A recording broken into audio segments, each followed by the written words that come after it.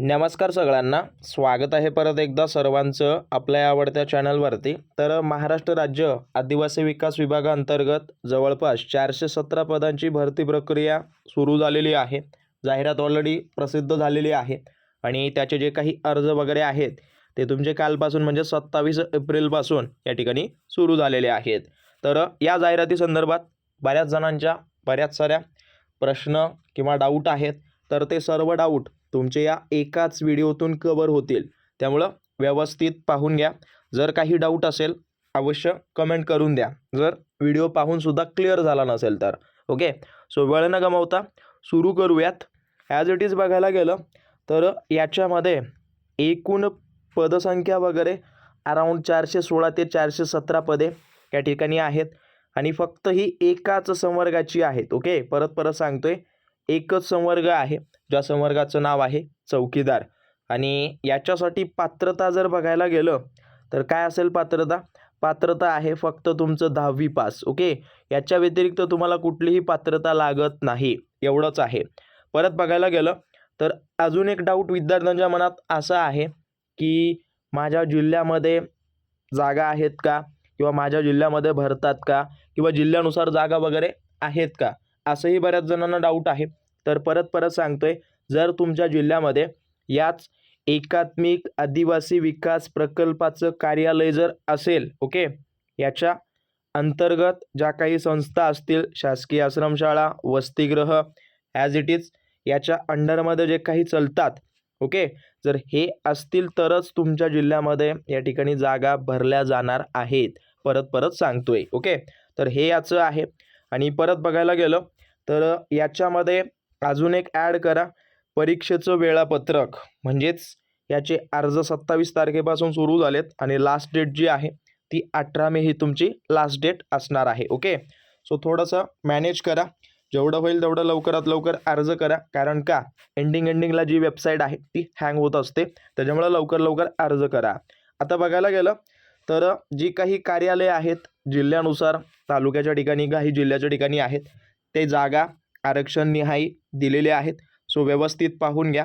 आणि अजून एक सांगतो, या पदासाठी जर तुम्ही लेखी परीक्षेची तयारी वगैरे करत असाल तर आपण आपल्या ॲपवरती, ओके, एक चौकीदार नावाची बॅच चालू केलेली आहे। सो लवकरात लवकर सगळ्यांनी जॉईन करा। ओके, ॲपची लिंक वगैरे खाली दिलेली आहे, सो डाउनलोड वगैरे करून घ्या। परत बघायला गेलं तर धुळे जिल्ह्याअंतर्गत पाहून घ्या।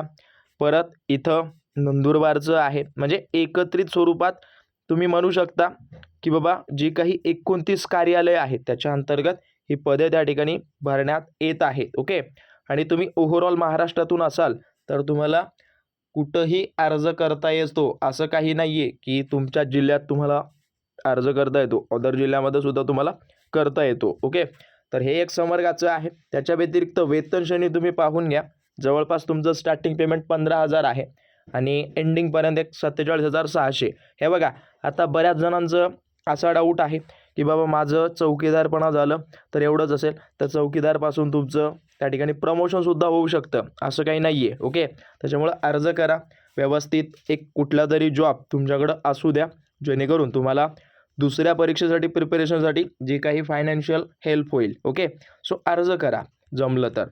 आणि परत बघायला गेलं याच्या व्यतिरिक्त आता दुसरे काही डाऊट वगैरे असतील, जसं की बऱ्याच जणांना वाटतं की याच्यासाठी एज नेमकी काय असेल, तर सर्वसाधारण जी काही एज आहे ती 18 ते जवळपास 38 पर्यंत आहे। आता ज्यांची आरक्षण प्रणाली किंवा जे आरक्षित उमेदवार वगैरे आहेत, जसं की SC ST, ओके, यांच्यासाठी ओव्हरऑल 18 वर्ष कमीत कमी, आणि त्याच्यामध्ये जे 38 आहे त्याच्यामध्ये 5 वर्ष एज रिलॅक्सेशन प्रत्येक ठिकाणी असतं। ओके, त्याच्यानंतर अजून जे माजी सैनिक आहेत त्यांनासुद्धा आरक्षण या ठिकाणी दिलेलं आहे। त्यानंतर अनाथ उमेदवारांनासुद्धा या ठिकाणी दिलेलं आहे। परत अंशकालीन जे उमेदवार आहेत त्यांनासुद्धा या ठिकाणी देण्यात आलेलं आहे, म्हणजे ज्या कॅटेगरीमध्ये तुम्ही येता, ज्या आरक्षण प्रणालीमध्ये तुम्ही येता, ओके, त्याच्याप्रमाणे हे दिलेलं आहे। सो व्यवस्थित पाहून घ्या आणि अर्ज करा। बाकी तुम्हाला पात्रता मी ऑलरेडी सांगितली, 10वी पास असणं आवश्यक आहे, फक्त 10वी पासवर तुम्ही याला अर्ज वगैरे करू शकता। परत बघायला गेलं तर ॲज इट इज याच्यामध्ये निवड प्रक्रिया वगैरे कशा पद्धतीनं असेल, तर सगळ्यात पहिलं तुमची एकच एक्झाम असेल, त्याच्यानंतर तुमचं डॉक्युमेंट व्हेरिफिकेशन असेल. हे सिंपल पद्धतीनं आहे. याच्यामध्ये पाहून घ्या की बाबा सगळ्यात पहिलं हे क्लिअर करून घ्या. जी तुमची टेस्ट होणार आहे ती CBT होणार आहे, म्हणजेच कॅम्प्युटरवर ही तुमची टेस्ट असणार आहे. ओके.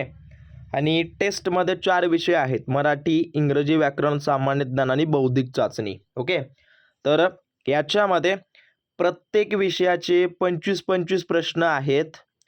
अशा पद्धतीनं 100 प्रश्न आहेत आणि 200 गुणांची ही परीक्षा तुमची असणार आहे. ओके. आणि त्यांनी निगेटिव्ह मार्किंग संदर्भात काहीही सांगितलेलं नाही आहे.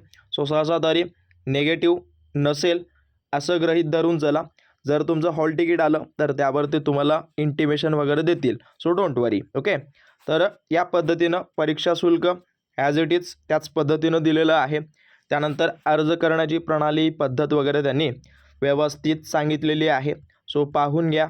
आणि याच्या व्यतिरिक्त कुठला डाऊट असेल तर अवश्य मला कळवा. आणि काही डाऊट असतील परत सांगतोय, अवश्य कमेंट करून द्या. No problem, comment box on आहे. ओके. आणि अजून एक, व्हिडिओ जेवढं होईल तेवढं जास्तीत जास्त शेअर करून द्या. आणि याच चौकीदार पदाला नेमक्या कशा टाईपचे प्रश्न येतात ते आपण ऑलरेडी एक्सप्लेन केलेले आहेत. ओके. स्टडी विथ गुरु नावाचं चॅनल आहे, त्या ठिकाणी जाऊन पाहून घ्या. किंवा त्या प्रश्नपत्रिकेची लिंक या व्हिडिओच्या डिस्क्रिप्शन बॉक्समध्ये उपलब्ध आहे. सो त्या ठिकाणी सुद्धा जाऊन तुम्ही पाहू शकता. बाकी व्हिडिओ शेअर करून द्या, लाईक करा, सबस्क्राईब करून बाजूचा बेल आयकॉन दाबून घ्या. बाकी तुम्हाला भेटेल पुढच्या भागात. धन्यवाद.